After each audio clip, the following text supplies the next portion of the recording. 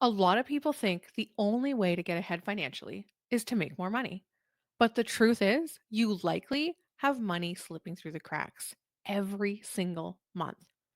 So, in this episode, I'm sharing 5 simple ways to find extra cash without a whole lot of effort. Hi, I'm Amber, today's host for the Debt Free Dad podcast, where we help normal, everyday people like you take control of your finances so you can live a happier, less stressful life. Now, my husband and I, in just 20 months, saved and paid off $54,000 and have been living debt free outside of our mortgage since 2018. After listening to this episode, if you're ready to take things to the next level, ready to break free from living paycheck to paycheck, reduce financial stress, build your savings, and finally pay off debt for good, but you're not sure where to start, we've created an incredible free resource to help you get there. And I'll share all of the details later on in today's episode. So, like I said, I've got 5 different strategies that you can use to increase your money, or I guess find where it's leaking a little bit. Number one, subscriptions. Oh my gosh, you could save easily, if not more, $10 to $50 every single month. How many subscriptions are you actually using? Have you gone through your bank account to see if there's any subscriptions that are sitting there that you completely forgot about, but you're still paying for? Between Netflix, Hulu, Disney Plus, Spotify, meal kits, gym memberships, and just random app subscriptions, it's incredibly easy to lose track of these things. And I mean, I admit I'm guilty of it. I personally had two Amazon Prime accounts. I don't know how it happened, but I was paying for 2 for a full year with 2 separate emails, one under my business account, one under my personal account, and I don't even know why I had 2. So, it is so easy to lose track of that, and if you're not paying attention to your bank account on a regular basis, it's easy to just go, "Oh, I didn't even realize that was happening," especially when it's $5 here, $6 there, $20 here. So, pull up your bank statements, pull up your credit card statements for the last 2 to 3 months and identify some subscriptions that you may have forgotten about or you're just really not using anymore. You can't justify using anymore and cancel them. Or if anything, pause them. And when you pause them, put a notification on your phone for when they're supposed to start up again. You will likely see that you didn't even miss them in the first place. Now, if you're thinking, but I love my streaming services, right? I mean, we all have some that we absolutely love. Consider rotating them. If you maybe love Netflix and you love Amazon Prime and you love Disney, maybe just rotate them. You'll get a little bit of that for a little while, and then when you're done with those kind of shows, switch it up, right? Pay for one at a time instead of stacking them all up. Now, the estimated savings for most people when they're cutting subscription services is about $10 to $50, but I would almost guess that some of us have much higher subscription services than that we can cut out substantially. Number 2, meal plan and skip the takeout orders. This can save you anywhere from $25 to $40 in the US, and I would bet a little bit more in Canada. Our prices are a little bit higher. Eating out is one of the biggest budget busters. Even one extra takeout meal per week can cost $30 or more. So just cutting out one can save you so much. And I remember when we first started budgeting, going through our bank statements, creating that budget, we soon realized how much we were eating out. We were wasting so much money on eating out. And not just that, we were buying food for our house and then throwing it out because we didn't feel like cooking it and then it would go bad and we were just eating out instead. When we cut down on that, it was like we gave ourselves a pay raise. That helped substantially to help us pay down our debt. So, some of the ways that you can combat this are by meal planning for the week. Know what you're going to eat ahead of time, plan for it, look in your freezer. What do you have? What do you have in your pantry that you can go with that? Make that meal plan, go to the grocery store, buy only what you need for that meal plan.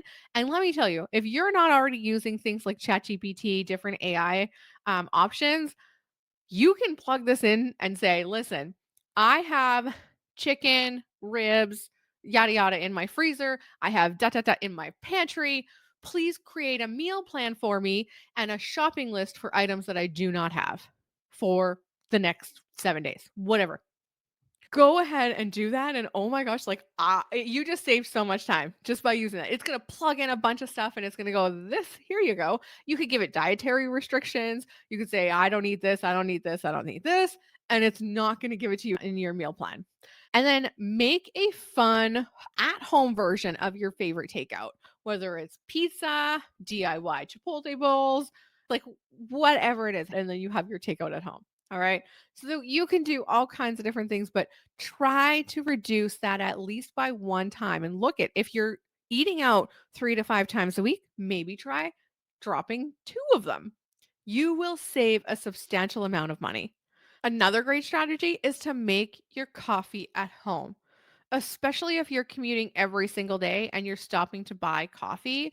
That $5 to $10 per cup, wow, does that ever add up each week?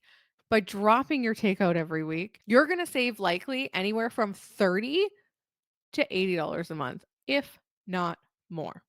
And the third way to find extra money without working extra hours is find items in your house that you're no longer using and sell them. You could easily make around $50 every single week by selling 3 to 5 items from your home. You probably have cash just sitting in your house right now in the form of stuff that you don't even use. Go through your stuff. Do like a declutter challenge. Declutter the closet, declutter the garage. Spring is here. Start decluttering and then start selling those items that you're not using. Why are you letting them take up space when you could be adding money into your budget? When you could be starting to create that emergency fund with the money that we're finding you today? Now, places you could sell these things like your, clothes, shoes, kids' toys, gadgets, stuff from your garage, tools, things that you're no longer using. You could be selling these things on Facebook Marketplace, Poshmark, or eBay, OfferUp, or Craigslist. There are tons of places that you can sell these things. And especially now that the weather is getting nicer, you can plan for a rummage sale or a garage sale, right? You don't need to sell a ton of things. 3 to 5 items can easily bring you $50 or more, depending on the items. Now, the fourth way to find extra money is to make one simple phone call, or two or three, depending on how ambitious you are. Negotiate your bills. That can save you anywhere from $20 or more every single month. I recently just did this last year with our insurance policy. We saved $1,200 plus for the year. And just last month, I called our internet company and we're saving $60 a month just by making a phone call and say something like, "Hey, I've been a loyal customer for a while and I'm looking for a lower monthly bill. Are there any discounts, promotions, or loyalty deals?" Oftentimes they're going to say, "No, there's no offers, there's no this, there's no that." But the longer you keep them on their phone, the more you may go to like their loyalty department or request that you go to their loyalty department. They're going to offer you a discount. You could also remove some unused services, right? If you don't use XYZ service on your phone plan, why are you paying for it? You can switch to a lower cost plan. We recently did this with our cell phone bills. We were paying $120 every single month for each of our phone bills. We have now dropped it to $40 a month. And we're getting better service. We're getting more data. We're getting more services on our phone plan just by switching companies. So, like I said, this can save you $20+ a month. And I would imagine when you start making these phone calls, if you make more than one, you're going to save way more than $20 a month. And number five, my final tip to help you find extra money is to have a no spend weekend. If you normally go out and you go and have takeout, or you go to the movies, or you go do extra things on the weekends, that is going to save you whatever you would normally spend. Have a no spend weekend. I would challenge you to do this at least once a month. Spend nothing on yourself. No money outside of the essentials for 2 days.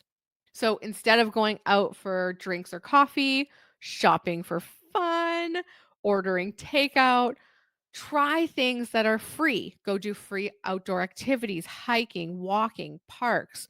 Use gift cards or rewards that you have been holding on to. Game nights or movie nights, or heck, you can have friends come over for a potluck and each of you bring a dish and you're having a fun night in with your friends, but you're not spending any extra money. A lot of people will save anywhere from $30 to $50 over a no spend weekend. That is an incredible savings. So let's recap.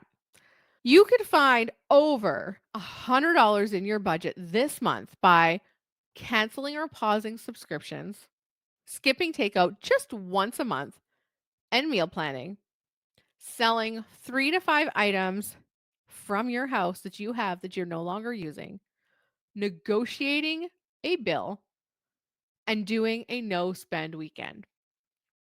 Even if you only do 2 of these things, you'll be closer to getting that $100 a month extra without going and working even more or finding a side gig.